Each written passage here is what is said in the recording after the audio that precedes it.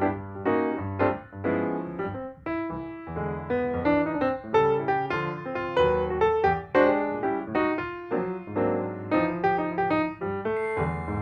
everyone, it's Seth RUDETSKY with Mother. The House on the Hill was Mother's domain. Okay, so it's Marin Mazzie, of course, star of Bullets Over Broadway. By the way, look at the full amazing size zero. She still got it. Where was I? Okay, there we go. So because it's Gay Pride Playbill Month, Marin has an amazing story about the world goes round and how important musical theater really is to gay people, and it's a combination of how beautiful musical theater is and combination of outing yourself for alcoholism. Go. When I was on tour with World Goes Round, a long time ago, we were in Chicago. My understudy was going to do the show because she was from Chicago, and it was this planned thing. And she had like 100 people coming to the show or something. So I took the night off, and my family was in town. I went out to dinner with them. I was having dinner. I was having drinks. And then someone came over to this was before cell phones, so it's a long time ago. I know, I'm old. So it was before cell phones, and so someone came over to the table and said, your stage manager is on the phone. Hello, Marin. Shelley fell down, and during, I think it was during the end of Act 1, roller skating. No, I had to go do the roller skate. She fell during some number, I don't know which number. Maybe this time. That's when she fell down, Classic. exactly, that was it. Why would you hurt her knee? Anyway, you have to come back and do the show. Oh, okay. So I stumbled, I hadn't eaten, only drinking. The food hadn't come yet. Stumble into the cab, go to the theater, put on my clothes. So Jeannie Croft, who was doing me for the night, for all her friends, had to now switch to sell the other track. So then I came out, so she had to like switch gears too. Why? Because, how did she still because go on? I know Jeannie, the understudy, was doing my track. Oh, Shelley, I see. and Jeannie covered both of us. So then she had to switch tracks and be Shelley. And then, so I came back just in time to do the rink, the roller skates. Okay, drinking, and I had to do a cartwheel on the roller skates. Want to go around the rink? Yes. So I did it. Anyway, so finished Act 1, Act 2, you know, Ring Them Bells, all the great numbers in Act 2, How Lucky Can You Get, fantastic. So the end of the show, I come out and I see an old college friend, Mark Strand, who I did shows with in college.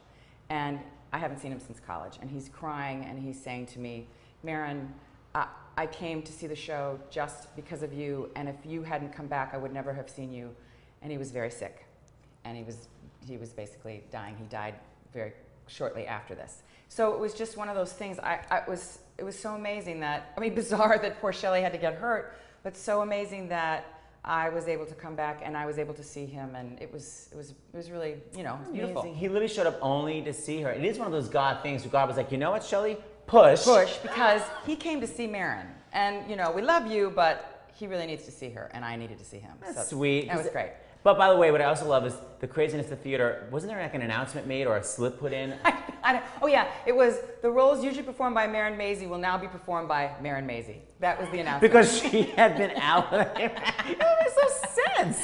Okay, so that's A. So the second one is, so Marin is all Ms. Oh, I'm blonde and I'm so pure. Well, cut to, she's doing Ragtime, which we got to do together on Broadway. And by the way, the most brilliant performance ever. Still obsessed with it. Thank you. And it's opening night. Yes. And if you know, there's a moment where she's off stage and the Victrola is playing Crime of the Century, and Mother comes on singing Crime of the Century. With the little wagon right before I find the baby. Right, a little wagon, the house is coming on. So Marin Mazzie's mic is on and she's singing along with Victrola. So it's opening night, yes. Go. Okay, so I'm singing along, Crime of the Century. The set is shifting, and that house was coming up, the forced perspective house, the like big doll house coming up, upstage right. And I'm watching, Crime of the Century, Crime of the Century. The house kind of hits at something and tilts, like screws up. So I'm going, Crime of the Century, Crime of the, oh shit. Century. Microphone Body mic. on, microphone on. The whole audience heard me say, oh Opening night. Opening night. And of course, Lynn Ahrens. Lynn Ahrens is like, I knew it was you, it was you. Hey, I'm not going to say that's why the show closed, but it didn't run very long in Toronto. Okay, part 3. This is my favorite, absolute favorite Marin Mazzie story. So this involves passion, where you know Marin work had it going on. Go. Okay, so this particular night of passion. So I was naked, opening scene, completely naked, nothing on my body.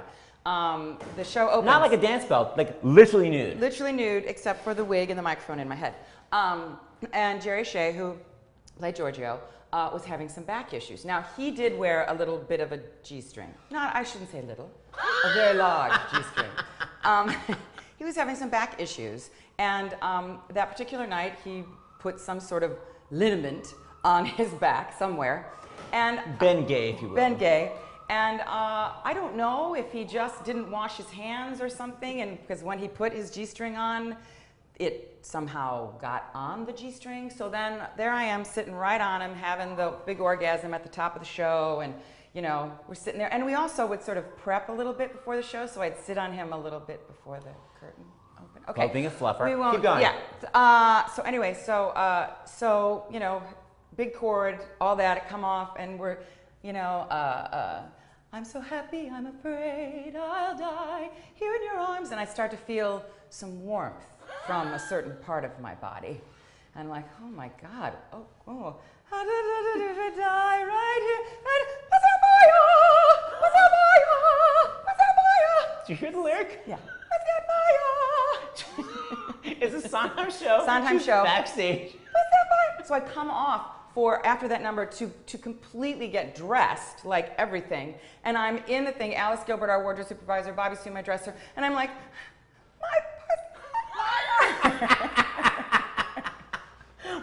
What are you talking about? I'm like, Jerry has something on his G-string or something. And they're like scrambling, they're trying to dress me, and Alice is trying to get some sort of cloth or something to like make it go away. Ice Cube, I don't know what. Okay, so in conclusion, go see Bulls Over Broadway. Yes. And is it still on fire right now? It is not. It's 20 years later. Oh, it's on. Oh God, that was bad. My husband's gonna go, you really said that? It's still on fire. It's still on fire. It's hot. Word. It's really hot. It's hotter than it ever was. It's more on fire than ever.